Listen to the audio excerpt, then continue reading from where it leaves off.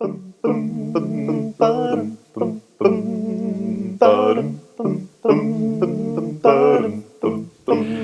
hello everyone, and welcome to another one of our conversations here with Dan. Now, Dan, I don't know if you realize, but we've been doing this for a year now. No joke. Yeah, we've got a whole year, you say? A whole year we've been doing this. And so just want to start with a thank you to everyone who's been watching and sending in questions. And we keep getting reports from where all these spread out and go to. And it's quite humbling to know how far they're watched. So it's great. Glad we're able to continue doing it. And like we said the last couple of weeks, we have a lot of questions. So I'm working on getting together some more of those kind of compiled lightning rounds or different things like that. But for this one, I'm going to start with some true or false questions. Okay. All right. True or false, Genesis is the first book in the Bible. Yes. Revelation is the last book in the Bible. True. Genesis is the first chronological book in the Bible. Yes. Let's see. Nehemiah is chronologically before Psalm. Wrong. Okay. So that leads us in, because the question is, why in the world are the books of the Bible in the order they're in? Okay. This kind of came up from several conversations and several questions, but it seems fairly arbitrary sometimes. Let's be honest about the order of the Bible. So maybe start Old Testament, go New Testament. Why is it the way it is? All right. First of all, the word Bible is just an anglicizing of the word biblion. Biblion in the New Testament means a scroll. A scroll is like a roll. So first of all, this is not a scroll. It is not a biblion. It is not a Bible. Okay. So we've kind of appropriated the word. Even though the word says Bible, scroll, it's not. Actually, the Bible is more like a box of scrolls. Because in the ancient synagogues, up in the front of the synagogues, they had a big chest with cubby holes in it. And that chest was called the Ark of Scrolls. And inside that chest somewhere would be the scroll of Isaiah and the scroll of Jeremiah and the Torah or law scroll of Moses. Which contains several books of the Bible. Yeah. So the Bible was not under one cover until New Testament times. And even in New Testament times, while it was being written, it was not under one cover. It was separate scrolls. For example, if you go to Luke chapter 4 and verse 16, we have Jesus getting up in the synagogue at Nazareth to read. And read a verse or two there, Brother Jed. All right. Luke chapter 4, just start at the beginning. Verse 16. Verse 16, there we go. And he came to Nazareth, where he had been brought up. As was his custom, he went to the synagogue on the Sabbath day and stood up to read. And the scroll of the prophet Isaiah was given to him. All right, hold. The scroll, singular, of the prophet Isaiah was given to him. So he wasn't given a book like this one. Yeah. He was given one particular scroll, and all that was on that scroll was the book of Isaiah. Yeah. See? So the point being for our discussion, the books of the Bible were on separate scrolls at the time Jesus was there. All the scrolls were thrown into a box called the Ark. And then after Jesus read, you'll see he read a passage that started with the Spirit of the Lord is upon me. We know today from our references that's Isaiah 61 verse 1. But there were no chapters or verses in the Bible until the 1500s. So scroll of Isaiah, when he got done, it says he gave it back to the attendant, and the attendant put it up. Yep, there in verse 20. There you go. Yeah. So the Bible is a box of scrolls. Now, you know how that sometimes you just throw them all in a box. They were just thrown all in cubby holes. There wasn't a set order, synagogue to synagogue, that you knew they'd be the same. There was not necessarily a set order, but there was kind of one. Okay. Because the Old Testament of Jesus' day was divided into 3 sections. And those sections were called the law, the prophets, and the writings. Sometimes the third section, the writings, was called the Psalms. So let's look at Luke 24. Okay. Already this is different than what I grew up learning in, like pew packers. Can't help it. All right, so turn to Luke 24. Luke 24. I'm still 24. Okay, 24. Got it. All right, and let's read verse 44 nice and slowly. Everybody out there follow along now. Okay, Luke 24:44. Then he said to them, "These are my words that I spoke to you while I was still with you, that everything written about me in the law of Moses and the prophets and the Psalms would be fulfilled." Everything written about me in the law of Moses and the prophets and the Psalms. All right. Now, right here before me, we've got the Hebrew Bible. And we're looking at this Hebrew Bible. And so it's pretty much like ours in the law: Genesis, Exodus, Leviticus, Numbers, Deuteronomy, Joshua, Judges. You see we're at Judges. Let's see what comes after Judges. What comes after Judges? No, Samuel 1. 1 Samuel, and then we've got Samuel 2, and then we've got Regnum, which is Kings 1. Okay. And then we've got Kings 2. And wait a minute, right after Kings 2, right after 2 Kings, you guys, what's going to come next, Jed? Chronicles. No, it's Josiah? Isaiah. Ah. So right after 2 Kings in the Hebrew Old Testament is Isaiah, Jeremiah, Ezekiel, and you go all the way over to all the 12 minor prophets, Hosea, Joel, Amos, Obadiah, Jonah, Micah. Wait a minute. And you finally come to Malachi, Jed. Yeah, because he's a prophet. And right after Malachi, you've got the Psalms. The book of Psalms. So this is, again, where it gets really confusing for people because, okay, so it started as a book of all the scrolls. Then they kind of bring it together and they group it by what seems to be a pretty logical grouping. All right. They've taken law and history, they've put prophets, then they've put kind of the poetry. Yeah, and Jesus, in that reading you just did, recognized that order that we were talking about there. And so then we come along at some point in history and go, we don't like that order. But let's fool with them a little bit more. Okay. I mean, it's already fooling with me. All right, so let's go to the very last book in the Hebrew Old Testament is what? Looks like Chronicles to me. 2 Chronicles. Okay, 2 Chronicles. So the Hebrew Old Testament, Jesus' Old Testament went from Genesis to 2 Chronicles. Now, Malachi was the last book in the second section, the last book of the prophets. Right. And Malachi is roughly contemporary with the book of 2 Chronicles. Really? Yes. And right before the books of Chronicles, let's look in here. You've got the books of Ezra, Nehemiah, and Chronicles. Ezra and Nehemiah, after the Babylonian captivity, they came out. And we're told in Ezra chapter 5, verse 1. Let's look at Ezra chapter 5, verse 1.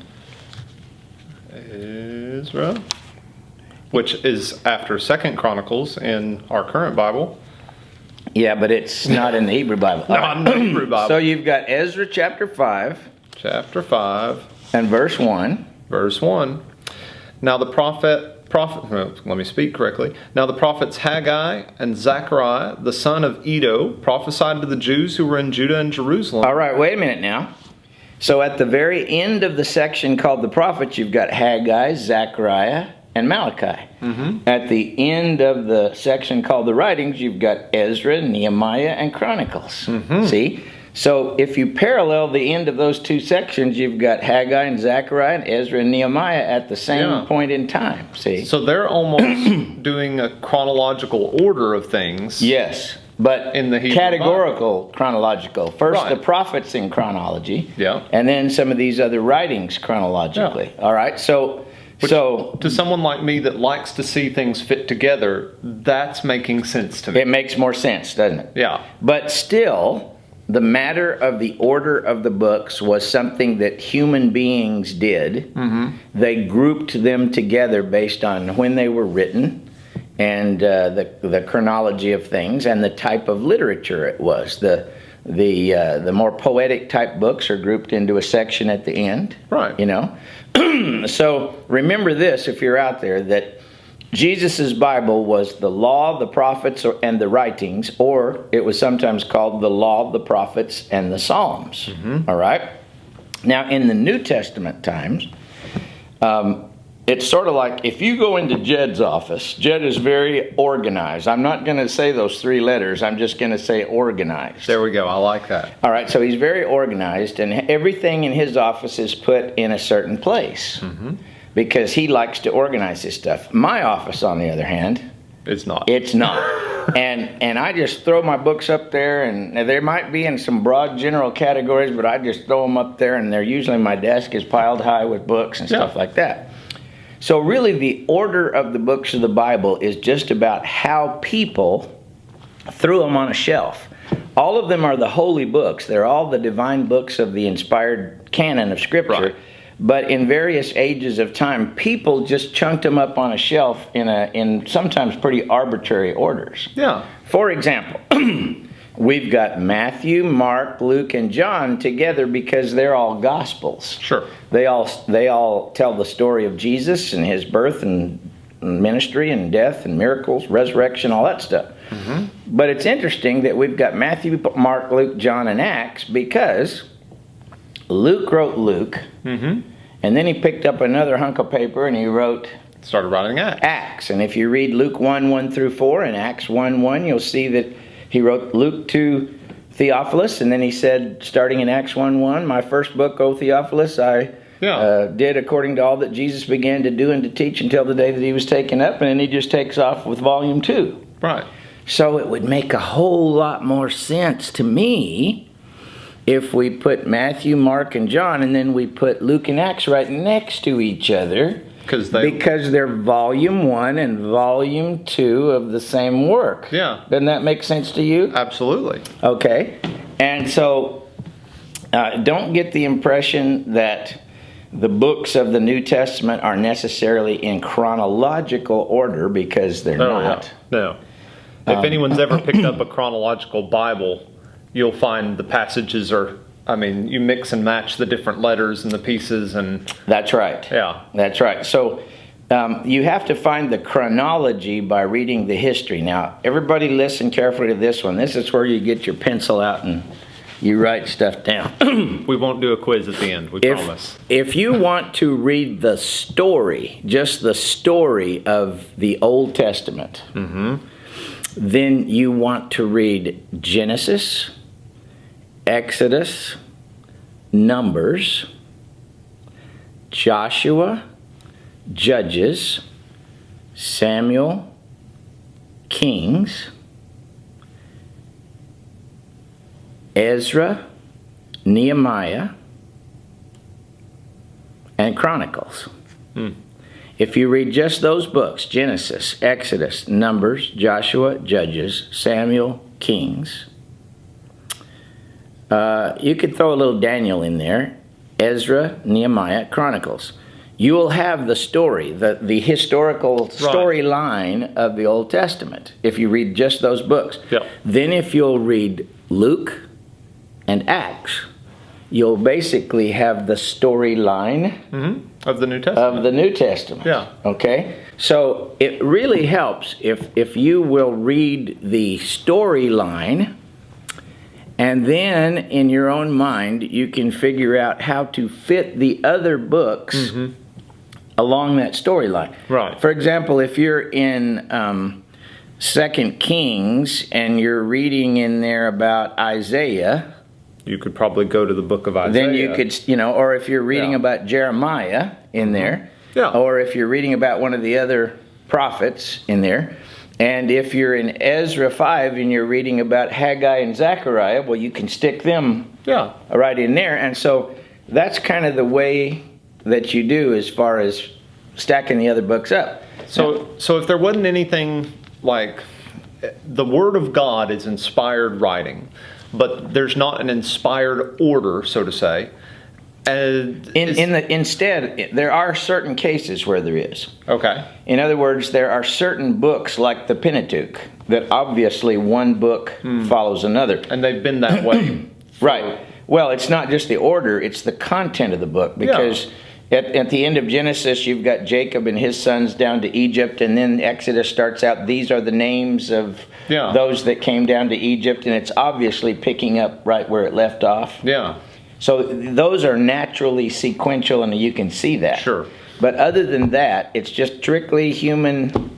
So I guess it gets down to the question of when did we get the order, and why in the world have we not tinkered with it since then? Tradition, tradition, oh biddy biddy biddy biddy biddy. Tradition. That's the only reason. Okay. Once they started printing English Bibles in particular, the tradition was so strong among us, and in other traditions too, of a particular order that somebody chose back when for whatever reason, that it just stuck that way. But you have to know that there were no chapters, there were no verses, and the books were circulated individually in most cases, so the order is usually an arbitrary So is it thing. is it like a lot of things during that time period where there probably were several different versions of the book being bound together and ordered, and eventually there was just one that won out, sort of thing? Sort of, yes. I mean, yes. But more so, there were broad groupings of the books that stuck pretty early, like the Law of the Prophets and the Writings. You know? And Gospels naturally went into a sort of a grouping because they were all about the life of Jesus, death and resurrection of Jesus. Yeah. So, and letters, epistles to the various churches that were established in the book of Acts, they were grouped together. Yeah. Because they were letters. So we got the 1st, 2nd, 3rd John sort of settings. Yeah. But if we were to rate them chronologically, yes, and this is totally another discussion, but you would probably have at the very end of the New Testament, Gospel of John, 1st, 2nd, and 3rd John, and Revelation. If the order of their writing, that's a whole nother discussion. Oh yeah. But another thing, the chapters and verses didn't come in until much, much later. So don't ever get hung up on chapters and verses. It's not the order that's important. It's the content of the books. But the storyline has an order. Yeah. There's a historical order of the storyline. Genesis, Exodus, Numbers. Joshua, Judges, Samuel, Kings, then maybe Daniel, Ezra, Nehemiah, and Chronicles. That's the story order of the Old Testament. Luke, Acts, and maybe a tiny bit in Revelation for the story order of the rest of it. So pretty much it was a tradition the way it came about, and we pretty much stick with it now. That way we can all speak the same language. Right, we can reference it. We know where to find it. Yeah. But when you go to the original language, especially in the Hebrew Bible, you got to look different places because it's in different order. All those Bible majors out there, they're going, yeah, we've known this for ages, Well, some of them. Probably a lot of them don't have a clue. But we'll anyway, keep our opinions about that. But but it's like I say, it's the sort of thing where you start discussing it and you look through it, and some parts make sense, some parts don't. Especially when maybe you're studying for a class and you go, okay, I want to find out what that reference is, and you're looking 10 chapters, 10 books over or whatever. I know what I wanted to tell you before we got done. Okay. The book of Psalms is a unique book in all this because it covers a lot of ground. Yeah, the book of Psalms is a song book from the entire history of Israel. So you've got very old Psalms, like Psalm 90 is a Psalm of Moses, right, which goes in date way back with the Pentateuch, with the first 5 books. And then you've got Psalms of David, from 1000 AD. Yep. And then you've got Psalms of Asaph, one of the guys that was in charge of the music in the temple. Yep. Then you've even got Psalms written by people during the Babylonian captivity, like Psalm 42 and 43. Yeah. They're some Levite that was in captivity. Psalm 137, by the rivers of Babylon, there we sat down, there we wept. So those psalms go all the way to the end of Old Testament history. Yeah. So the book of Psalms has authors from all different parts of the story of the Bible. Over 1,000 years. What is it? Close to 17 by some estimates. You've got Moses at 1400 BC, and you've got the Babylonian captivity at roughly 586, 587, down to 500, sort of. So you've got almost 1,000 years. Yeah. Variability there. Yeah. By some fairly conservative estimates, it's nearly 1,000-year book. Right. So, I mean, that's a lot of stuff to fit in there. Yep. And even the book of Proverbs, we usually say Solomon, but the last two Proverbs were not written by Solomon. Right. So there's probably some length of time there. But again, to summarize all this, let's sweep it up into a pot. It's a lot of interesting information. Hopefully it's been helpful. The order of the biblical books is largely just a human endeavor to put them in some kind of arrangement. Yeah. Except for the fact that there is a storyline, and there are certain prophets that you can fit in at different places in the storyline, and there are different psalms, like the Psalm of Moses, you can put in back there at the time of Moses, things like that. And so don't get hung up too much on traditional order, or don't ever get hung up on chapters and verses. Yeah. It helps us all communicate well. So like if someone's sending in a question, they can say, hey, Jed, can you give us some sort of thing about Ezra 5:1? And I'm not having to sift through a lot of just open words. I can go straight to Ezra 5:1. Right. It's interesting, though, in Scripture, like in the book of Hebrews, as he says in Isaiah, and he'll give a quotation. He won't give you any chapter. He just says, Or Jesus opened, in Luke 4:16 and 17, Jesus opened the scroll to the place where it was written. But that's Isaiah 61, and there weren't any chapters. So did he scroll through the scroll and then find that section and just go? Maybe. Or maybe he just knew where he was going. Yeah, but I mean, there were no numbers to guide him, is what exactly. I'm saying. Yeah. So there we go. A little bit of information to kind of fill you in there. Sometimes it may not make all the most sense, but at least it gives us that common language to move forward with. Matthew, Mark, Luke, and John, Acts, and the letter to the Romans. Personal opinion, I'm glad there's a good New Testament song. Me too. I wish there was a good Old Testament song. I've yet to find a good Old Testament song. But anyway, if you've got one, feel free to share it. I've heard a lot of them, but there we go. I'm always looking for something to teach the kids. So very good. Thanks again for watching. We'll see y'all again next week. Bye.